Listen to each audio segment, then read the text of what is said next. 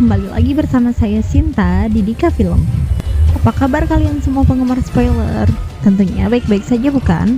Pada kesempatan kali ini, saya akan mereview sebuah film fantasi terbaik dari Tiongkok.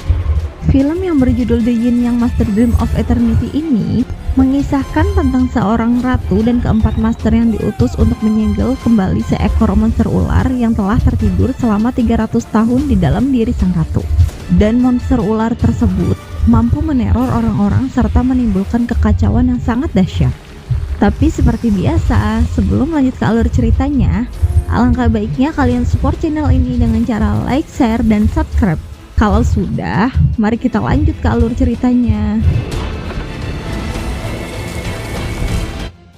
Film ini diawali dengan diperlihatkannya seorang anak kecil bernama Qingmin dan gurunya Zongxing sedang mempelajari sebuah mantra. Mantra ini disebut dengan mantra pelindung. Gurunya ini ingin sekali muridnya dapat menguasai mantra tersebut. Singkat cerita, Qingmin pun sudah dewasa. Di sini kita bisa melihat bahwa Qingmin masih belum bisa mempelajari mantra pelindung tersebut. Ia pun merasa lelah dan meminta kepada gurunya untuk berhenti mempelajari mantra ini dan mengubahnya menjadi mantra teleportasi. Master, maybe we should forego. Respon sang guru pun tidak menyetujuinya. Ia mengatakan kepada Qingmin bahwa dirinya harus bisa menguasai mantra tersebut.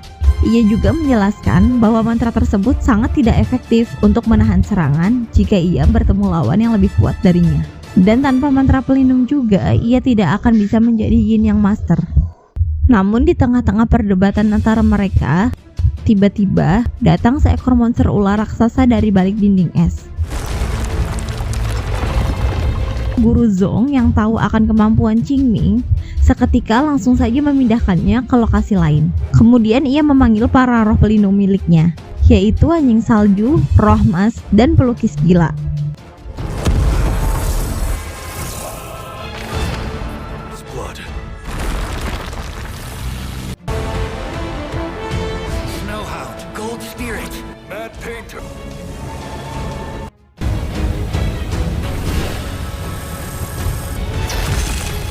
Tak lama kemudian, Qingmin datang kembali dengan membawa teman-teman seperguruannya. Dan di saat yang bersamaan, seketika monster ular itu menyemburkan serangan yang sangat mematikan. Dengan sekuat tenaga, para murid dan guru Zong serta ketiga roh pelindung miliknya ini mencoba menahan serangan ular tersebut. Akan tetapi, Qingmin yang belum mahir mempelajari mantra pelindung, ia akan menjadi satu-satunya orang yang akan terkena serangan ular monster itu. Namun sebagai guru yang baik, Guru Zong dan ketiga roh pelindungnya rela berkorban demi muridnya yang satu ini. Dan pada akhirnya mereka pun terkena serangan yang disemburkan dari monster ular itu. Pada saat itu juga, Guru Zong menyuruh serta mengorbankan salah satu roh pelindung miliknya untuk mengusir monster ular itu.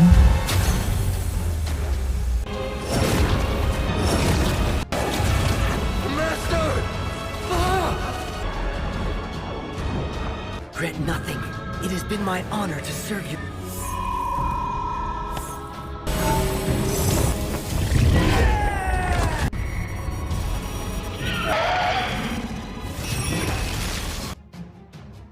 Singkat cerita, Guru Zong yang sudah terkena racun ular itu pada akhirnya hanya bisa terdiam sembari meratapi ajal terakhirnya.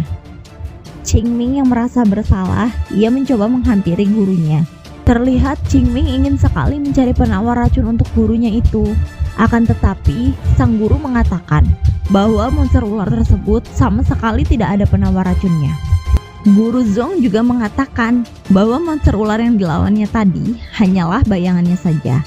Sementara tubuh aslinya itu abadi dan berada di daerah kekaisaran, yaitu di dalam tubuh sang ratu.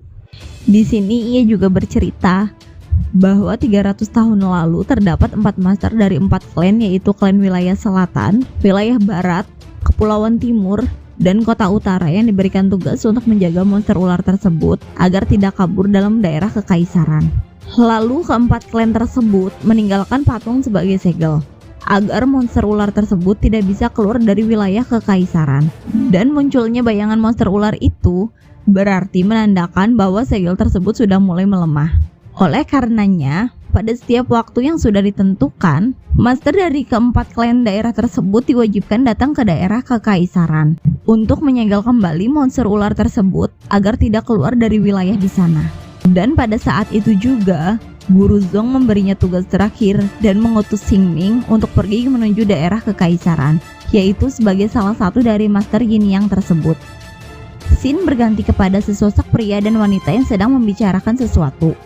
Pria dan wanita tersebut adalah Putri Changpin dan imam kekaisaran yang bernama He Xueye. Terlihat mereka berdua sedang membicarakan tentang bayangan monster ular yang kerap sekali muncul. Di sisi lain, Qingming baru saja sampai di daerah kekaisaran dan terlihat juga seorang master dari salah satu klan yang bernama Boya. Namun ketika itu, mereka disambut dengan keberadaan siluman yang sedang mencuri salah satu benda peninggalan milik istana kekaisaran. Di sini, Boya sebagai karakter yang sangat tidak suka dengan siluman, ingin mencoba langsung membunuhnya. Akan tetapi, tindakannya ini dihalangi oleh Qingming. Qingming mencoba memindahkan busur panah yang digunakan untuk membunuh siluman itu ke suatu tempat dengan mantra teleportasinya.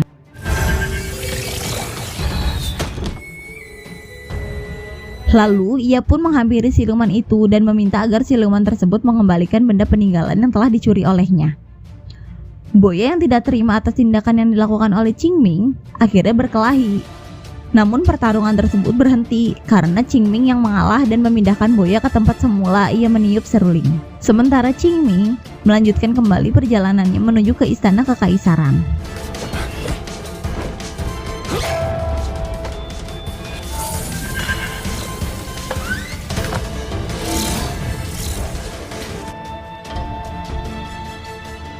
Saat di tengah-tengah perjalanan, Qingming bertemu kembali dengan siluman yang tadi ia tolong.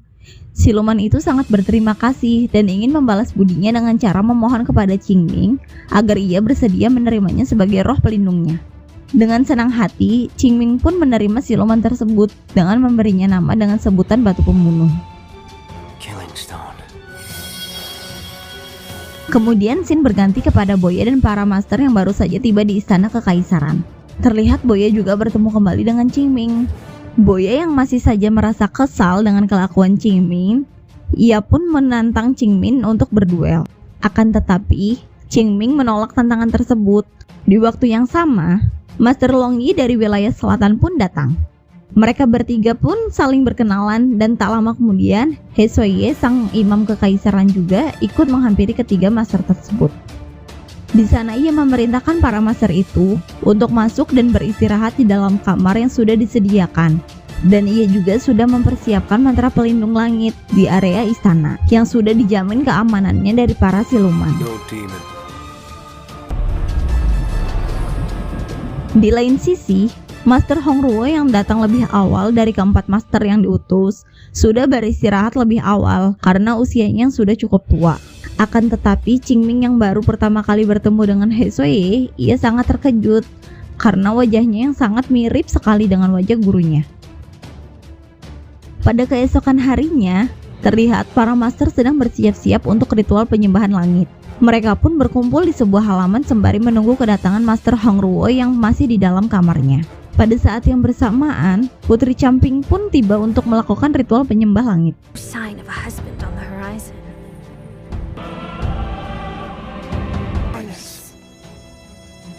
Why is Master Hongruo not here? Namun, selang beberapa waktu, datanglah seorang pelayan yang membawa kabar bahwa Master Hongruo telah tewas di dalam kamarnya. Hongruo is dead. Lalu Tuan Putri dan para master itu langsung dipanggil sang ratu ke sebuah ruangan dan memerintahkan Putri Changpin untuk mengurus kasus itu. Sementara He Xueye diangkat untuk menggantikan posisi Master Hongruo.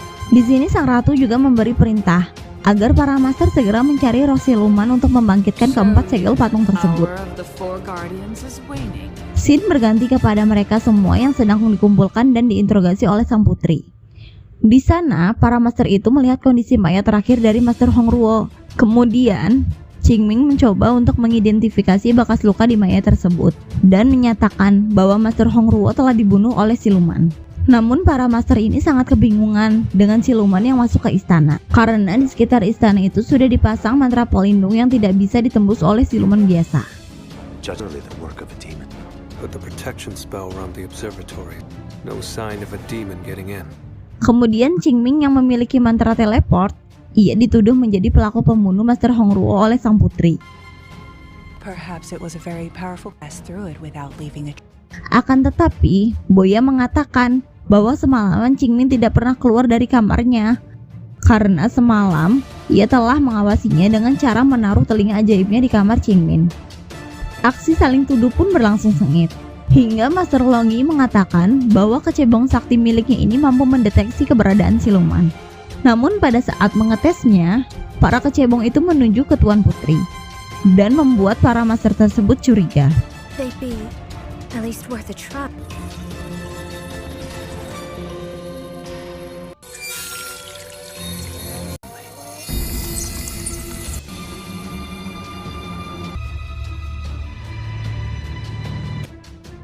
Di keesokan harinya, Tuan Putri memerintahkan kepada para master untuk segera memulai aksi perburuan terus siluman.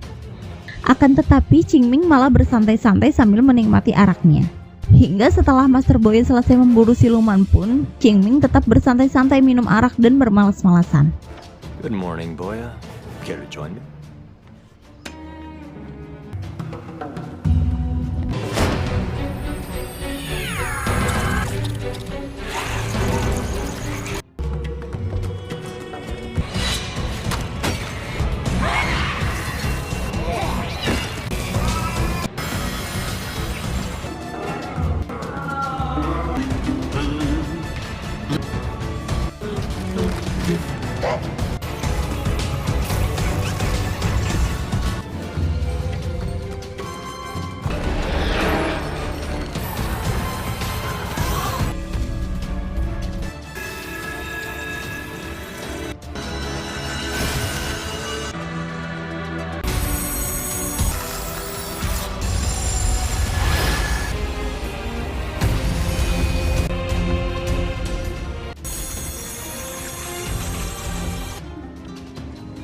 Master Boya, join me. You better hope there is.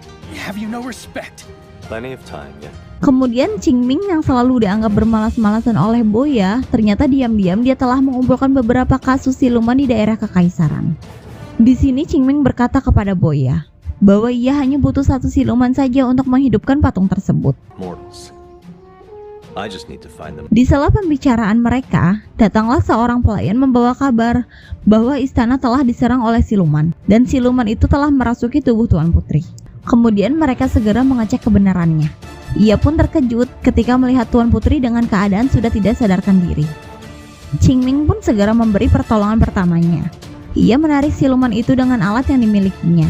Akan tetapi, ketika ia berhasil mengeluarkannya, seketika Qingming merasa tidak enak badan.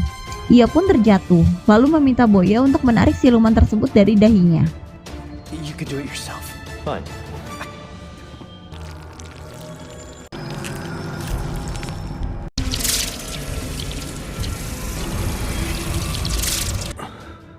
Something. Do it. Bye-bye.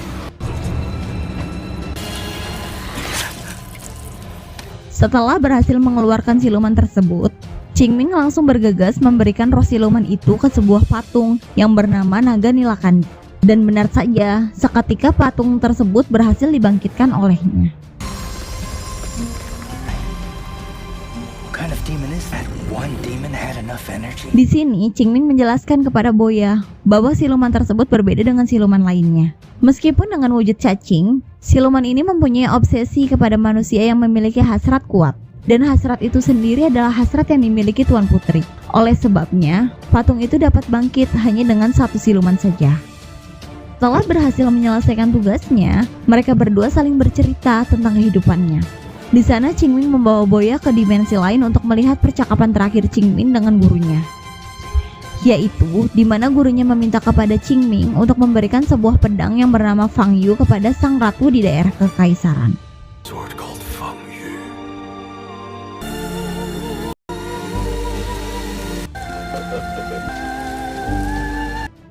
Scene berpindah kepada Qingming dan Boya yang sedang mengunjungi Tuan Putri. Akan tetapi, Tuan Putri menyuruhnya kembali dengan alasan ia tak mau diganggu karena ia sedang dikunjungi sang ratu. Namun tanpa mereka sadari, serangga mata-mata milik Master Longyi ada di sana dan ia melihat sebuah keanehan pada tubuh sang ratu. Malam pun semakin larut. Di sini, Longyi yang merasa curiga mencoba untuk menyelidiki kebenarannya, akan tetapi aksinya ini berhasil diketahui oleh Hesoye. Hesoye pun berusaha membunuhnya. Di sisi lain, Qingmin dan Boya yang mendengar adanya keributan di istana, mereka bergegas untuk menghampirinya. Boya!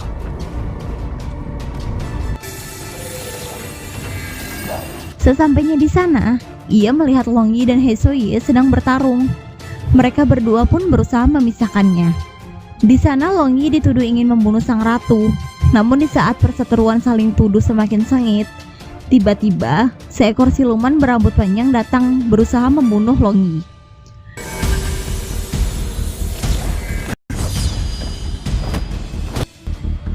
It wasn't me, I swear.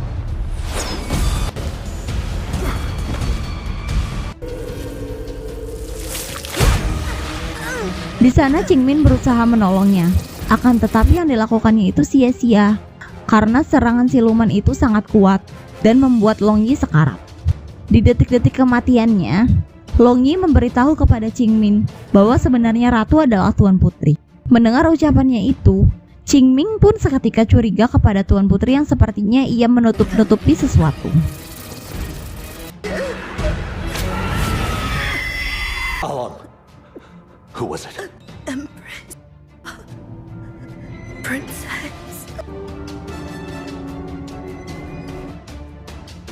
Di keesokan harinya, Qingmin yang masih terbayang-bayang dengan perkataan Longyi, ia mencoba untuk menyelidikinya. Namun di saat yang bersamaan, Boya memergokinya. Di sana Qingmin mengatakan kepada Boya tentang rasa curiganya kepada Tuan Putri yang sepertinya ia menutup-nutupi semua kejahatan di istana. Dan ia menduga bahwa Tuan Putri berniat untuk melepas segel monster ular tersebut dengan tubuh sang ratu sebagai dimensinya. Iya salah. Dan ia menduga bahwa Tuan Putri berniat untuk melepas segel monster ular tersebut dengan tubuh sang ratu sebagai mediasinya. Akan tetapi, Boya mengelak dari pernyataan Qingmin. Ia mengatakan bahwa ia lebih curiga kepada Hesoye ketimbang Tuan Putri. Namun Qingmin menjawab bahwa gurunya itu pernah mengutus roh pelindungnya untuk menjaga sang ratu agar tetap aman di istana kekaisaran. Dan roh pelindung itu adalah Hesoye.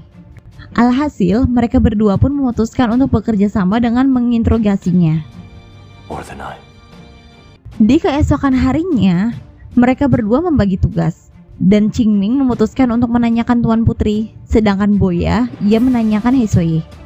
Sebelum menjalankan aksinya, Qingmin memberikan selembar kertas mantra bertuliskan nama Hesoye kepada Boya dan memintanya untuk mengucapkan mantra itu serta memberinya perintah ketika bertemu dengan Hesoye. Di sini juga mereka saling bertukar alat khusus yang nantinya ia gunakan untuk saling berkomunikasi saat keadaan terdesak. Give him an order. One he'll be reluctant. Qiming, take this. If you're ever in danger, If you're ever in danger, I'll give you a shout. Xin berganti kepada Qingmin yang sedang menjalankan aksinya. Di sana ia berusaha memancingnya dengan cara menanyakan perihal penyegelan monster ular itu. Akan tetapi, di sini Tuan Putri menjawab tak tahu dan hanya sang ratulah yang tahu tempat itu. Kemudian Qingmin menjelaskan kepadanya bahwa ia mempunyai sebilah pedang yang ditinggalkan oleh mendiang gurunya. Pedang itu bernama Fang Yu dan bisa mendeteksi keberadaan monster ular tersebut ketika bangkit. Pedang itu juga pernah digunakan oleh gurunya untuk membunuh monster ular pembawa bencana tersebut. Lord has a name. It is Fang Yu. Mendengar kata Fang Yu, seketika ia terdiam dan seperti mengingat sesuatu. Di saat yang bersamaan, Boya juga telah bertemu dengan Hesoye. Di sana ia sedang menuruti perkataan Qingmin. Show you. It's more of an order, really. Draw your sword and cut off your right hand. Xin kembali lagi kepada Tuan Putri. Sambil berlinang air mata, Tuan Putri menanyakan keberadaan pedang itu kepada Qingmin. Akan tetapi, di saat ia memberitahu dan ingin menanyakan siapa sebenarnya Tuan Putri, tiba-tiba siluman rambut panjang itu kembali datang dan membuat Tuan Putri itu tak sadarkan diri. Where is Fang Yu?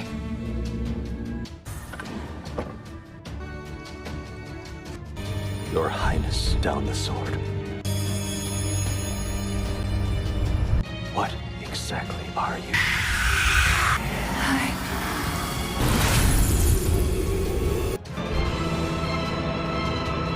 Your Highness. Qingming berusaha mengejarnya, dan saat ia mendapatinya, siluman itu menjelaskan bahwa ia telah diperintahkan oleh seseorang, dan kini ia telah terbebas karena sudah menjalankan tugasnya.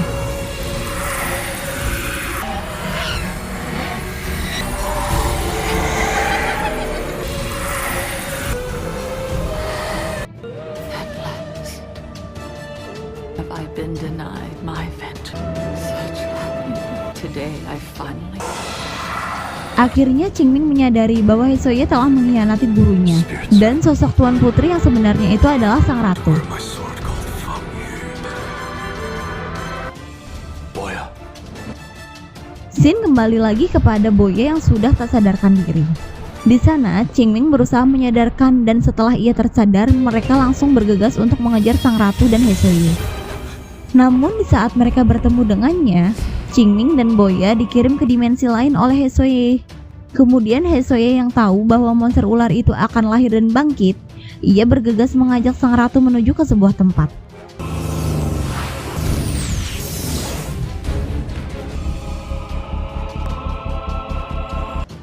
Scene berganti kembali kepada Qingming dan Boya yang berusaha keluar dari tempat itu. Di saat yang bersamaan, monster ular pembawa bencana itu lahir dan bangkit kembali dari tubuh sang ratu. Jimmy, Boya. do you think this is funny? No, the Boya! Kemudian saat mereka berhasil keluar, tiba-tiba pedang Feng Yu yang ada pada Qingming aktif dan melesat dengan cepat menuju ke posisi ular tersebut. Akan tetapi, di sana Hesoye berhasil menangkisnya. Kemudian ia memasukkan ular itu ke dalam dirinya. It has awoken.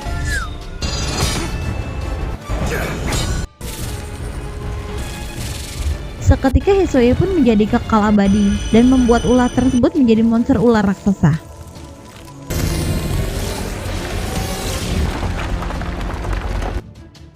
Di sini Hesoye berencana untuk membawa sang ratu untuk pergi meninggalkan kekaisaran. Namun di saat yang bersamaan, kemunculan ular pembawa bencana itu membuat segel patung tersebut juga ikut aktif.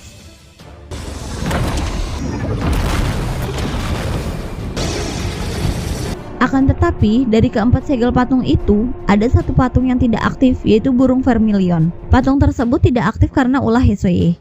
Hesoye sengaja tidak memberinya roh pada patung tersebut. Ia telah membuat jalur keluar dari daerah kekaisaran.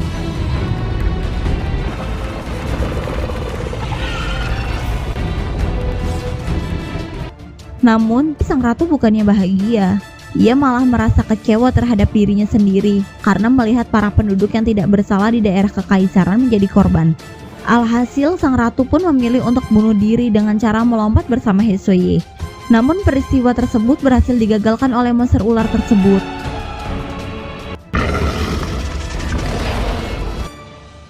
Scene berganti kepada Qingming yang memanggil ketiga roh penjaganya, yaitu batu pembunuh, pelukis gila, dan anjing salju. Di sini Qingming berusaha menghalangi mereka untuk keluar dari daerah kekaisaran. Killing Stone, Mad Painter. Snowhound.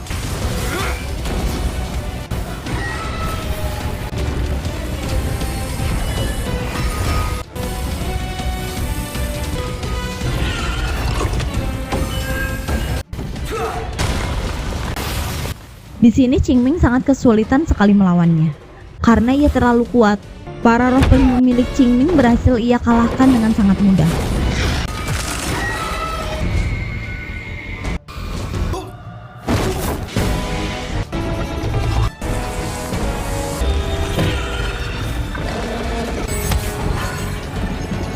Kemudian Boya yang berdiam diri saja, ia berencana untuk berkorban dengan cara membangkitkan patung burung vermilion sekaligus menjadi roh pelindung Qingming. It's your spirit servant.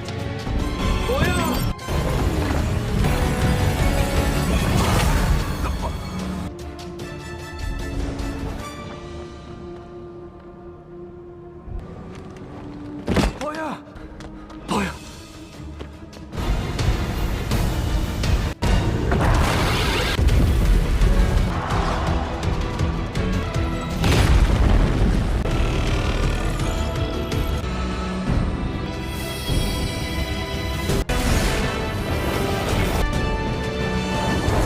Pertarungan pun berlanjut.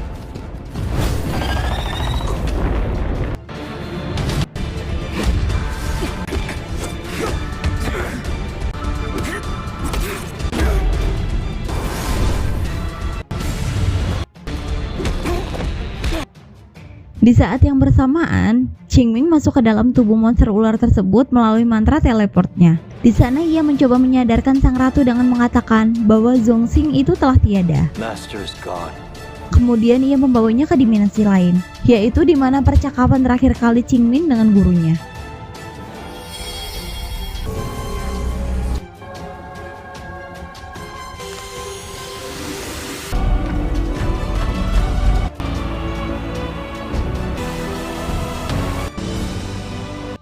Scene berganti ke tempat di mana pertempuran tadi berlangsung. Terlihat Qingming memberikan pedangnya kepada Boya.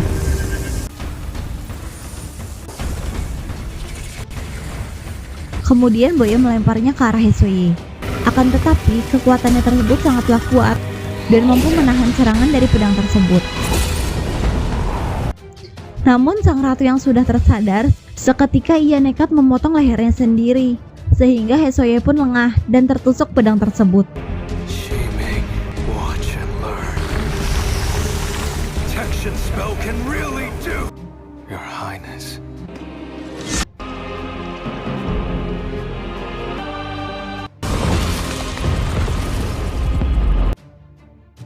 Namun di detik-detik kehancurannya, monster ular itu melancarkan serangan terakhirnya kepada Qingming. Dengan sigap, Boya pun melindunginya.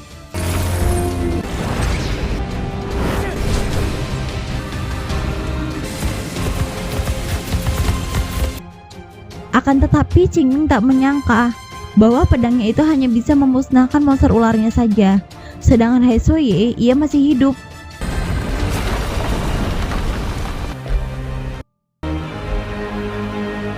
Kemudian Hesoye yang terlihat sangat kesal kepada Boya, ia membalasnya dengan cara yang sama sewaktu Boya melontarkan pedangnya tersebut. Qingming yang mengetahui akan hal itu, ia pun berusaha melindunginya.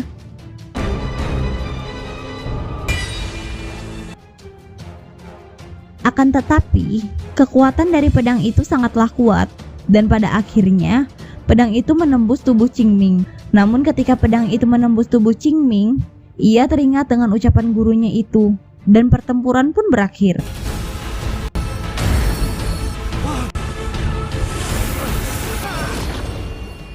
Qingming, the yin-yang master is not found in subjugating your name. The stuff of legends.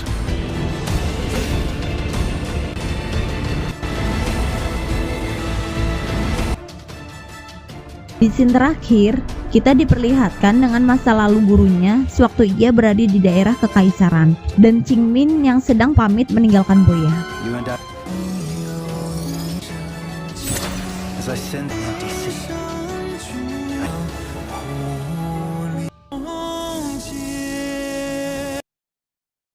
Jadi ya kurang lebih seperti inilah alur ceritanya guys. Saya Sinta di DK Cirebon pamit undur diri. Dan bye-bye, sampai jumpa di video selanjutnya.